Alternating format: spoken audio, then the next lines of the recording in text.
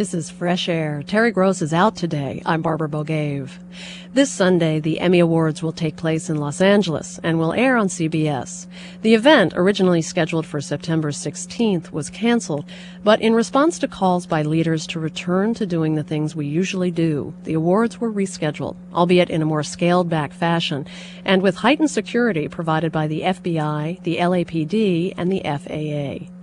Before the original September air date, Terry spoke with Edie Falco, who's nominated for Best Actress in a Drama for her portrayal of Carmella Soprano on the HBO series The Sopranos. Falco won an Emmy for that role during the show's first season. She'd already had experience managing bad boys on HBO as corrections officer Diane Whitsley on the series Oz. In addition to her television work, she appeared in the hit Broadway show Sideman and the independent feature film Judy Berlin.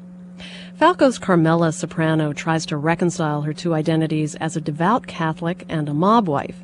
Terry asked Edie Falco how she approached Carmella's personal style, and whether it was putting on the hair, the nails, or the gold necklaces that transformed her the most. I would have to say it's the nails. There is something very, I couldn't be more different from Carmella in this respect in particular, that I'm always building something or painting something or chopping wood or some such nonsense, and you put those nails on and it becomes very clear what a different class or something of person that she is, how she is physically incapable of doing these things that I do regularly. You know, the heels and tight-fitting clothing and big hair and makeup where you can't really touch your face and jewelry that feels uncomfortable to me. But this is all very much a part of who she is. So it takes me a certain degree of time to get ready to shoot, and in that period of time I definitely feel a transformation take place. But I don't know that it's anything, miraculous about me. I truly believe that, if my father was to put on the fingernails and the hair, that he would end up becoming Carmella after 2 hours as well. When you met James Gandolfini, who plays your husband Tony Soprano, had you seen him in anything else before? Sure. He was one of those actors you always think, oh good, he's in this, he's great. He scared the hell out of me when I found out that he was the guy playing my husband, because previous to that I'd seen him beat a bunch of people up, and he'll kill me for saying this, but he played a lot of tough guys and a lot of mean guys, and they're like, yeah, this is the man you'll be going to bed with in this show. And I thought, well, that's interesting. So I was basically afraid, but he's the one who made the initial phone calls to introduce himself when he found out who was cast, and that he wanted to have lunch so we could get to know each other. And I realized, okay, that's right, he's just an actor, that perhaps he's not the mean guy that I've seen in all these movies. And needless to say, that is very much the case, that he's a lovely guy. How well have you gotten to know each other? Would you prefer to know him mostly as Tony Soprano, or have you really wanted to know James Gandolfini well? That's the thing. And again, I don't do this on purpose, but it's something I notice about the way that I have sort of done this whole thing, is that I don't know Jim very well. We don't spend a lot of time together, certainly during hiatus or when we're not working. And it is not because I don't want to. The truth is, on some level, I look forward to the show ending. I mean, only on this level, because I am loving it. But so I can actually get to know Jim a little bit, because while we're working, I so much prefer to have him walk onto the set and have him be Tony. Only Tony, where I don't necessarily know how Jim spent the weekend, or, where he went to eat. And I mean, all stuff that I would normally love to know. But I think on some level, I fear it would get in the way of how pure my relationship is with him as Tony. As I said, this is not something I planned, but it's something I think I've done in other jobs as well. I need to keep my personal relationship with these actors kind of clean and unencumbered, so that the pretend relationship starts to take on a much fuller life for me.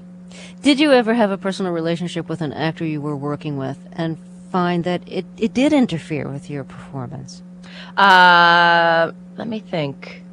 Yes, I have.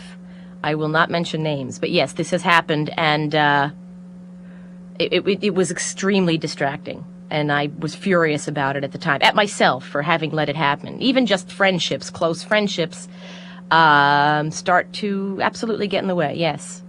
It's funny, I don't know that I feel exactly the same way about not wanting to get to know the actors with anyone other than love relationships. You know, I think it's mostly with the men that I've had to be involved with on these various projects that I need to keep a distance from. Like with the kids, Robert and Jamie Lynn, I know them fairly well. You know, I know about their personal lives and their families, and I've met their parents, and it doesn't seem to be quite as distracting. Do you have any favorite Carmella episodes of The Sopranos?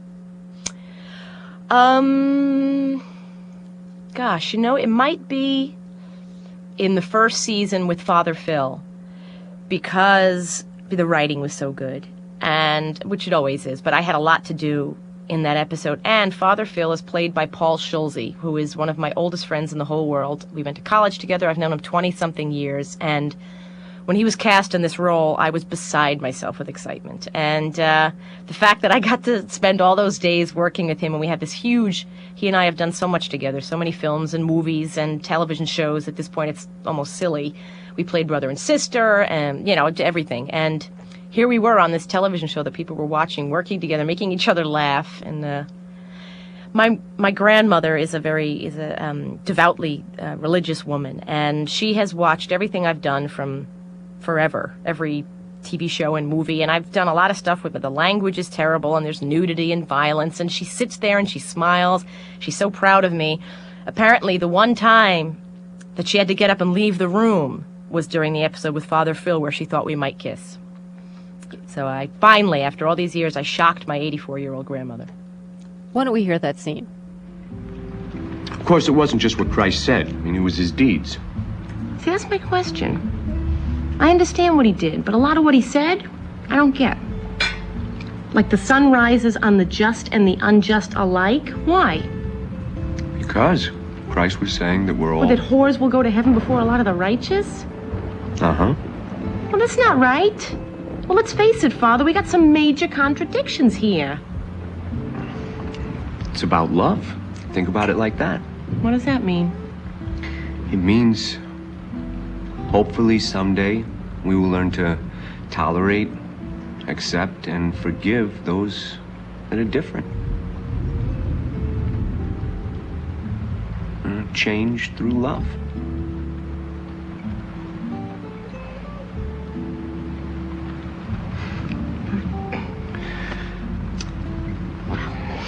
Well, oh man, I better get going. Oh, where are you going? You just got here. Oh, it's getting late. Well, it's pouring rain out. A scene from the first season of The Sopranos, featuring our guest Edie Falco as Carmela, Tony Soprano's wife. Falco is nominated for an Emmy for Best Actress in a Drama. We'll hear more of Terry's conversation with her after the break. This is Fresh Air.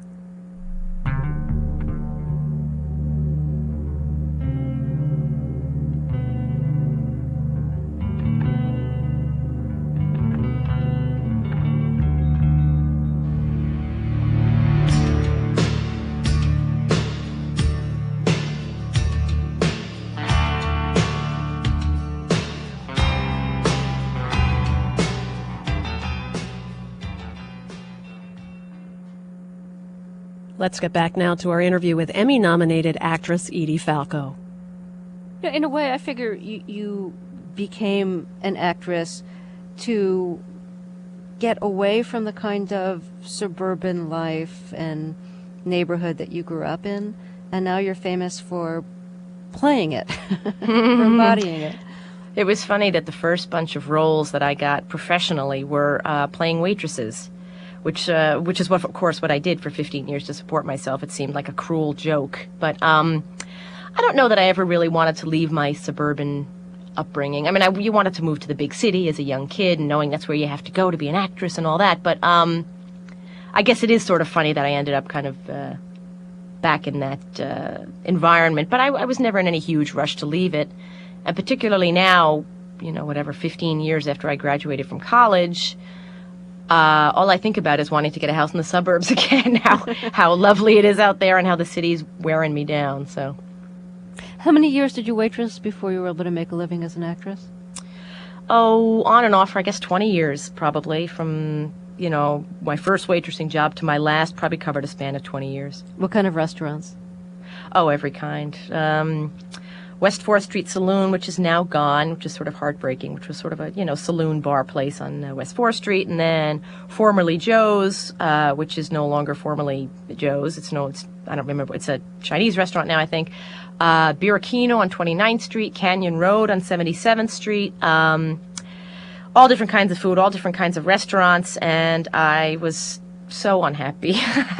The jobs varied in difficulty and in income and clientele and all that kind of stuff. But I was so unhappy, and just got more so as the years went by. It was the only way I knew to make a living and still have time available to go to auditions and classes and all that stuff. But I was just miserably unhappy, and I was sure that it would never end. I remember going to Sunday brunches, to set up the restaurant and think, this is my life now. From the rest of my life, this is what I'll be doing. And I still have moments where I wake up and realize that I don't have to set up a restaurant on a Sunday morning. I will still walk past a restaurant with a sign that's saying, help wanted, and think, oh, that's a pretty busy lunch crowd. I should check in there, I wonder if that will ever completely go away. I can't say for sure that it will. What was the worst part of waitressing?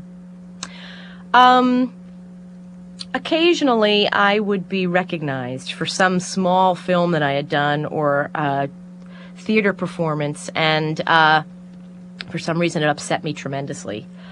I preferred to kind of put on my waitress face, my sort of, worker face while I was doing this stuff. I'll bring you your drinks, and I'll bring you your food, and I'll tell you the specials if I'm in a good mood. And I don't want to be recognized as a human, even. I sort of felt like if I'm an actress, that's what I want to be doing.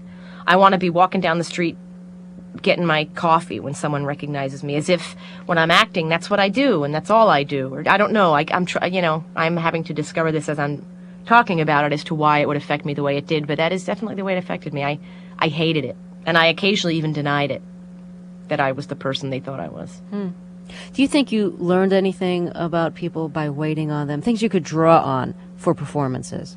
Oh, absolutely. Absolutely. There were certain stereotypes of people, depending on the area in which I waitressed or the time of day. It was frightening how predictable sometimes it would be. I mean, there was a certain echelon of individual who I despised. God, getting into this, I should probably shut up at this point, but where they would never make eye contact with you. Mm-hmm. They would come in and you'd can I get you something? Can I get you a drink? And they would not so much as glance in your direction. They would, they'd ask you a question. They'd be still looking at the person they're with, or like pointing to something on the menu, and they would not so much as look up. I became evil towards the end of this whole thing, so I don't know how much was them and how much was me. But there was all kinds of fantastic behavior to take on while, or to learn from as I wandered through these various jobs. Do you tip well now? Oh, God, I do. I'm a little over the top, but, there are worse things. You live literally dollar to dollar when you're waitressing. And I remember times when I was working, I would work the shift was from 4 to 4, if you can believe this. 4 p.m. to 4 a.m. was one of the first jobs that I had. And I remember having to go home with $24 after that many hours, and I would have to spend $10 taking a cab home because I lived up by Columbia University at the time, and the restaurant was way downtown. So, 12 hours of my life for $12 or whatever. So outrageous, but years and years were spent like that. And to know that a person is not expecting more than whatever it is, 16% or something, and to give them a nice big tip, you know what? It used to make my day. So it's the very least I can do. It's an interesting thing when dating that me and female friends have talked about. The first really big thing you learn about the guy you're dating is how he treats waiters and waitresses at a restaurant, and what a huge effect that will have on the rest of the relationship or its longevity. It's a big thing for me. These people are doing a job, and for the most part, as far as I'm concerned, an unpleasant one, and the least you can do is be polite. Well, Edie Falco, I want to thank you so much for talking with us. It was my pleasure. And congratulations on your Emmy nomination. Thank you very much. Actress Edie Falco. She's up for an Emmy for her role as Carmela on the HBO series The Sopranos. The Emmys air this Sunday on CBS.